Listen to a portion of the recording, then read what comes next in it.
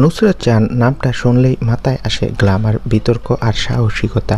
নিখিল জৈনের সঙ্গে আইনি জটিলতায় জড়িয়ে সম্পর্কের ইতি, তারপর যশ দাশগুপ্তকে নিয়ে নতুন জীবনের শুরু।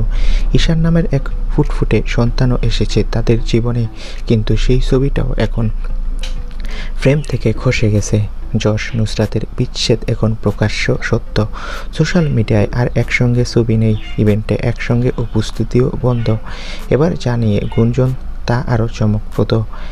এক নতুন পুরুষ বন্ধুর সঙ্গে পার্টিতে ঘনিষ্ঠভাবে সময় কাটাতে দেখা গেছে নুসরাতকে। তাই প্রশ্ন আসতেই পারে, তবে কি এবার তৃতীয় বিয়ের দিকে এগোচ্ছে নুসরাত? সমাজ যেমন তাকে আগেও নানা নামে ডেকেছে, এবারও চলছে পেশা থেকে ব্যক্তিগত জীবন নিয়ে ট্রোল। কিন্তু নুসরাত এক ধাপ এগিয়ে, নিজের স্টাইলে নিজের নিয়মে বাঁচা শিখেছেন তিনি। তিনি স্পষ্ট বলেছেন, ভালোবাসার অধিকার যেমন আছে তেমনি বেছে নেওয়ার অধিকারও আছে তার।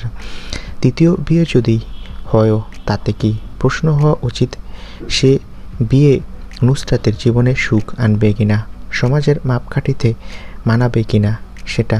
তো বন্ধুরা, যদি নুসরাত তৃতীয় বিয়ে করে তাহলে তোমাদের মতামতটা কি? কমেন্ট করে জানাও।